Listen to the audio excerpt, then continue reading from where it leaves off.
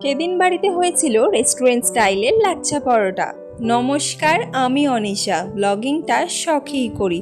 সকালে উঠেই যে কাজটা আমার থাকে সেটা হলো মামামের খাবার রেডি করা। ওর জন্য সুজি বানিয়েছিলাম, সুজিটা খাইয়ে আমার সমস্ত কাজ কমপ্লিট করে নিয়েছি। এরপর দুপুরের যখন ভাত মাখতে বসেছি মামামকে খাওয়াবো বলে, তখন দেখলাম অরিজিৎ ময়দা মাখছে।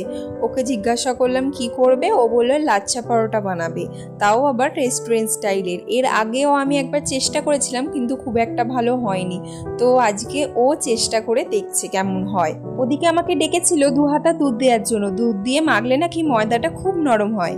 এরপর আমিও খেতে বসে পড়েছিলাম। নিয়েছিলাম 1 চামচ ঘি, ওল সিদ্ধ মাখা, আলু সেদ্ধ, একটা কচু আলুর তরকারি হয়েছিল, আর দেখলাম পাশেই পাকা পেঁপে কেটে রাখা আছে। এরপর দেখলাম অরিজিৎ ময়দান ছাড়তেই বাপিও রান্নাঘরে চলে এসছে কিছু একটা রান্না করবে বলে। এরপর সরাসরি চলে এলাম সন্ধ্যাবেলা। দেখলাম দুপুরের একটু ভাত বেশি ছিল, সেটাই চাপা দেওয়া আছে। আর এরপর